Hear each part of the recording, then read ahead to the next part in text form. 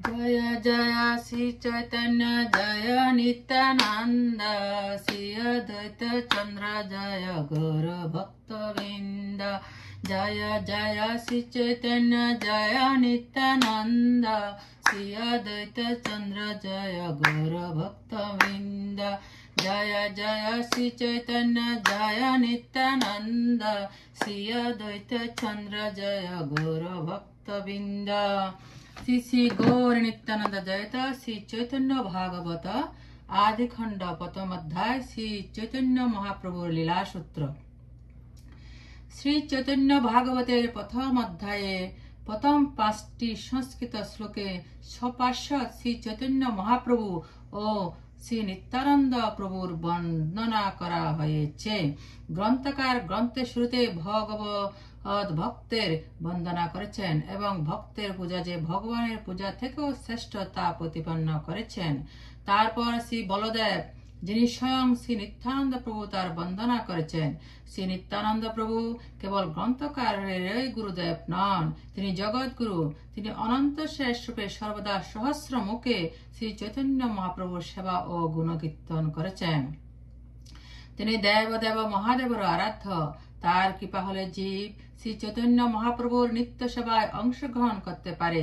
শ্রীমদ ভাগবত থেকে শ্রী বলরামের রাসলীলার সপক্ষে প্রমাণ উল্লেখ করে গ্রন্থকার শাস্ত্র বিরুদ্ধ অপব্যাখ্যার খণ্ডন করেছেন।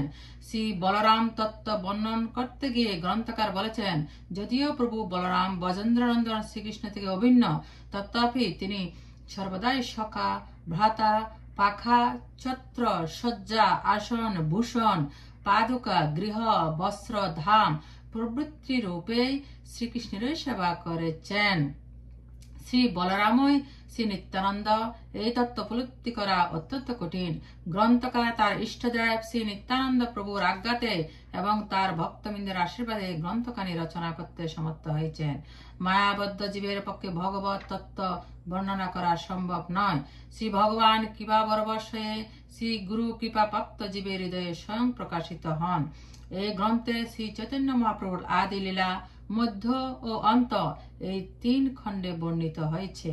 আদি খণ্ডে মহাপ্রভুর জন্মলীলা থেকে বিদ্যাবিলাস, গয়াযাত্রা ও দীক্ষা গ্রহণ পর্যন্ত, মধ্যখণ্ডে নবদ্বীপে কীর্তন বিলাস থেকে শুরু করে তার সন্ন্যাস গ্রহণ অবধি বর্ণনা আছে এবং অন্তখণ্ডে নীলাচলে সন্ন্যাসরূপে তার স্থিতি লীলাবিলাস বর্ণিত হয়েছে। গ্রন্থকার এই অধ্যায়ে তা সূত্ররূপে প্রদান করেছেন।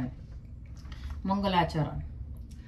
আজানুলম্বিত ভুজ কনকাবদাত সংকীর্তনায় কোপিতর কমলায়তাক্ষ বিশ্বম্বর দ্বিজবর যুগ ধর্মপাল বন্দে জগৎ প্রিয়কর করুণাবতার। অনুবাদ। যাদের বাহুদয় জানু পর্যন্ত প্রসারিত, দেহবর্ণ স্বর্ণাম উজ্জ্বল জ্যোতি বিকিরণকারী, চক্ষুদয় পদ্মফুলের পাপড়ির মতোই বিস্তৃত, যারা ব্রাহ্মণদের মধ্যে সর্বশ্রেষ্ঠ, যুগধর্মের পালক, বিশ্বের মহান ভরণ পোষণকারী, ভগবানের মহাবদান্য, পরম করুণাময় অবতার ও যারা হরিনাম সংকীর্তন যজ্ঞের প্রবর্তক, সেই শ্রী চৈতন্য মহাপ্রভু ও শ্রী নিত্যানন্দ প্রভুকে আমি বন্দনা করি। নমঃ শ্রীকাল সত্তায় জগন্নাথায় সুতায় চ সবিত্তায় সপুত্রায় সকলত্রায় তে নমঃ। হে প্রভু, আপনি অতীত, ভবিষ্যৎ ও বর্তমান এই 3 কালে সত্য। আপনি জগন্নাথ মিশ্রের পুত্র। আপনার পার্ষদ বা ভৃত্যরূপী ভক্তগণের, আপনার পুত্রগণের, আপনার শক্তিগণের সহিত আপনাকে বারংবার নমস্কার করি। অবতীর্ণ সকারণ্য পরিচ্ছিন্ন সদীশ্বর শ্রীকৃষ্ণ চৈতন্য নিত্যানন্দ ধোভ্রাতব্য ভজে। করুণাময় মধ্যমকার নিত্যস্বরূপ সর্বনিয়ন্তা জগতে আবির্ভূত শ্রীকৃষ্ণ চৈতন্য ও শ্রী নিত্যানন্দ নামক ভাতৃদ্বয়কে আমি ভজনা করি। সজয়তি বিশুদ্ধ বিক্রম কনকাব কমলায়তে খন বরজান বিলম্বি সরভুজ বহুধা ভক্তিরসাভিনর্তকম শুদ্ধ সত্যময় স্বর্ণ কান্তি পদ্ম পলাশ লোচন জানু পর্যন্ত বিস্তৃত সরভূষ যুক্ত কীর্তনকালে ভক্তি রস পরিপ্লুত বিভিন্ন প্রকারের শ্রী নিত্যশীল শ্রী চৈতন্য মহাপ্রভু জয় যুক্ত হন। জয়তি জয়তি দেব কৃষ্ণ চৈতন্য চন্দ্র জয়তি জয়তি কীর্তিস্তস্য নিত্যা পবিত্রা জয়তি জয়তি বৃত্তস্তস্য বিশেষমূর্তে জয়তি জয়তি নিত্যাং তস্য সর্বপ্রিয়ানাম। লীলাময় সরাট পুরুষ শ্রীকৃষ্ণ চৈতন্য মহাপ্রভু জয়যুক্ত হন, জয়যুক্ত হন। তার চিরন্তন পবিত্র কীর্তি জয়যুক্ত হন, জয়যুক্ত হন। হে সর্বেশ্বরেশ্বর পরমেশ্বর শ্রী চৈতন্য মহাপ্রভুর ভৃত্যগণ জয়যুক্ত হন, জয়যুক্ত হন। এবং তার বিশ্ব ব্রহ্মাণ্ডের প্রিয় ভক্তগণের নিত্য জয়যুক্ত হন, জয়যুক্ত হন। ভগবত ভক্তের বন্দনার কারণ ও ভক্ত পূজার শ্রেষ্ঠত্বের শাস্ত্রীয় প্রমাণ আদ্য শ্রী চৈতন্য প্রিয় গোষ্ঠীর চরণে অশেষ প্রকারে মোর দণ্ড প্রণামে।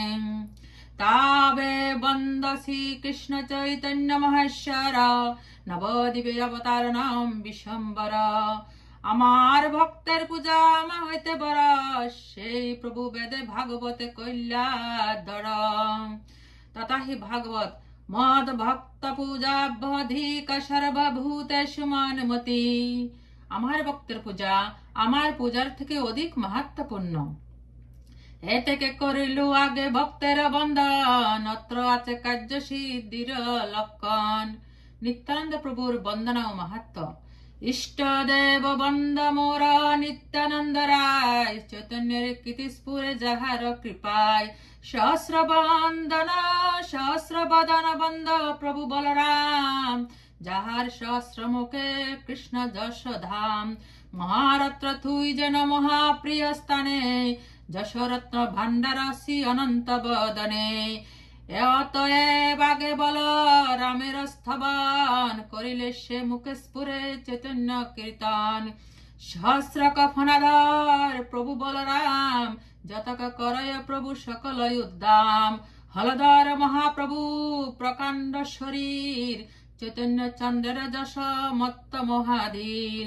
ততোধিক চৈতন্যের প্রিয় নাহিয়ার, নিরবধি সেই দেহে করেন বিহার। তাহার চরিত্র দেবা জেনে জনে শুনে গায়, শ্রীকৃষ্ণ চৈতন্য তার পরম সহায়। মহাপ্রীত হয় তারে মহেশ পার্বতী, জিহ্বায় স্ফুরে তার শুদ্ধ সরস্বতী। পার্বতী প্রবৃত্তি নবাম্বুত নারী লইয়া, শঙ্কর্ষণ পূজে শিব উপাসক হইয়া। পঞ্চম স্কন্ধরে ভাগবত কথা, সর্ব বৈষ্ণবর বন্দ বলরাম গাথা। শ্রী বলরাম প্রভুর রাস লীলা।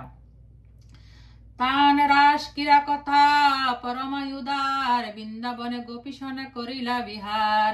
2 মাস বসন্ত মাধব মধু নামে, হলায়ুদ রাস ক্রীড়া কহয় পুরাণে।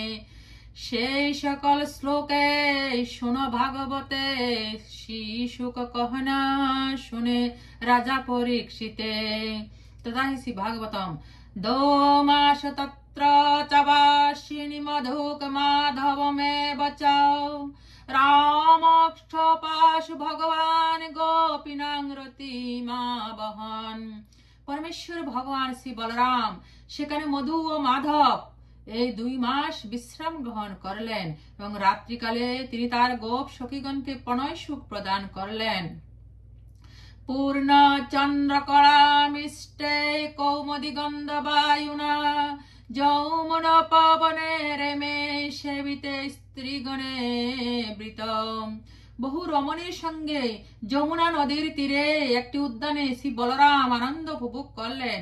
সেই উদ্যান পূর্ণচন্দ্রের জ্যোৎস্নায় স্নাত ছিল ও বায়ু বাহিত পাত্রে প্রস্ফুটিত পদ্মের সৌরভের সোহাগ স্পর্শিত ছিল। উপগীয়মান গন্ধর্বৈ বনিতা বিমণ্ডলে, রেমে করণ যুথেশ মহেন্দ্র ইব বারণং। গন্ধর্বরা যখন শ্রী বলরামের মহিমা গান করেছিলেন তখন তিনি যুবতী রমণীদের উজ্জ্বল পরিমণ্ডলের মধ্যে আনন্দ উপভোগ করেছিলেন। তাকে হস্তিনী সঙ্গ মধ্যে উপভোগরত ইন্দ্রের হস্তি রাজকীয় ঐরাবতের মতো মনে হচ্ছিল। নেদুদুন্দুভয় বর্ষ্মি ববৃষু কুসুমে মুদা গন্ধর্বা মুনয় রামং তদ্দিজ্জরিরে।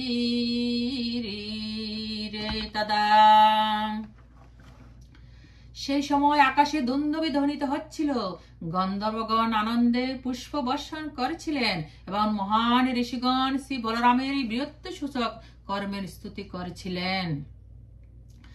যে স্ত্রী সঙ্গ মুনিগণে করয় নিন্দান, তারাও রামের রাশে করে না স্তবন। যার রাশে দেবে আসি পুষ্প বৃষ্টি করে, দেবে জানে বেত নাহি কৃষ্ণ হল ধরে। চারি বেদে গুপ্ত বলরামের চরিত, আমি কি বলিবে সব পুরাণে বিদিত। মূর্খ দোষে কেহ কেহ না দেখি পুরাণ, বলরাম রাসকিরা করে অপ্রমাণ। এক ঠাই দুই বাই গোপিকা সমাজে, করিলেন রাসকিরা বৃন্দাবন মাঝে। তথা হি ভাগবতম। কদাচিদত গোবিন্দ রামোচ্ছাদ্ভুত বিক্রমাজি বীজহ্রতৃবনে রাত্রাং মধ্যগ ব্রজ যোষিতাম। কোন একদিন অদ্ভুত বিক্রম শ্রীকৃষ্ণ শ্রী বলরাম ব্রজ নারীগণ সঙ্গে রাত্রিকারে বনে বিহার করেছিলেন। উপগীয়মান ললিতাং স্ত্রী রাত্রে বদ্ধ সহ শরীরে সলঙ্কিতানুলিপ্তাঙ্গ স্রগ্রীণ বিরজহম্বরম। শ্রীকৃষ্ণ শ্রী বলরাম ফুলের মালা ও নির্মল বসন পরিধান করেছিলেন এবং তাদের অঙ্গ সুন্দরভাবে অলঙ্কিত ও চন্দন দ্বারা লিপ্ত ছিল। গোপীগণ তাদের প্রতি প্রীতিবন্ধনে আবদ্ধ হয়ে মধুরভাবে তাদের মহিমা গান করেছিলেন। নিশামুকং মানয়ন্তাবুদিত দ্রুপতারণা তারকম মল্লিকা গন্ধমত্তালি দুষ্টঙ্কুমুদবায়ুনা। সেই দুই প্রভু চন্দ্র ও নক্ষত্র সমূহের উদয়ের দ্বারা প্রারম্ভিত রজনীর পদ্ম গন্ধময় বায়ু ও মল্লিকা কুসুমের গন্ধে প্রমত্ত অনুকূলের সমাদর করলেন। জয়তু সর্বভূতানাং মনশ্রবণ মঙ্গলাম তো কল্পয়ন্ত যুগপাত সারমণ্ডলমুচ্ছিতাম। শ্রীকৃষ্ণ ও শ্রী বলরাম সমস্ত জীবের মন ও শ্রবণের সুখবহ যুগৎপদ সমস্ত স্বরমোচ্চনা সৃষ্টি করে গান করলেন। বলরাম বা নিত্যানন্দ মাহাত্ম প্রীতিহীনা ব্যক্তি অবৈষ্ণব ভক্ত ভাগবত শুনিতা রামে নাহি প্রীতা বিষ্ণু বৈষ্ণবের পথে সেজন বর্জিত। ভাগবত যে না মানে সে যবন সম, তার শাস্তা আছে জন্মে জন্মে প্রভু জম। এ বেকে হকে নপুংসক বেশে নাচে, বলে বলরাম রাস কোন শাস্ত্রে আছে। কোন পাপী শাস্ত্র দেখি লেহ নাহি মানে, একত্বে অন্যত্ব করিয়া ভাখানে। চৈতন্য চন্দ্রের প্রিয় বিগ্রহ বলায়, তান স্থানে অপরাধে মরে সব ঠাই। বলরাম মাহাত্ম্য। মুক্তিবেদে আপনে হয়েন প্রভু দাস, সেসব লক্ষণে অবতারের প্রকাশ। সকাবাই বেজন শয়ন আবাহন, গৃহ ছত্র বস্ত্র যত ভূষণ আসন। আপনে সকল রূপে সেবনে আপনে, যারে অনুগ্রহ করেন পাই সেই জনে। শাস্ত্র প্রমাণ। শ্রী অনন্ত সংহিতা ও শ্রী যমুনাচার্যকৃত স্তোত্র রত্নে 40 শ্লোক। নিবাস সজ্জাসন পাদুকাং শোক পাধানবশাত পবারণাধিবি শরীর ভেদ স্তব শেষতাঙ্গতে যতোচিত শেষ ইতিরিতে জনে। হে ভগবান, আপনি শ্রীকৃষ্ণের সেবা উপকরণ রূপে বেদ রহিত হয়ে নিবাস সজ্জা আসন পাদুকা বস্ত্র প্রদান বালিশ ছত্র ইত্যাদি বিভিন্ন মূর্তি ধারণ করে শেষ নামে খ্যাত হয়েছেন।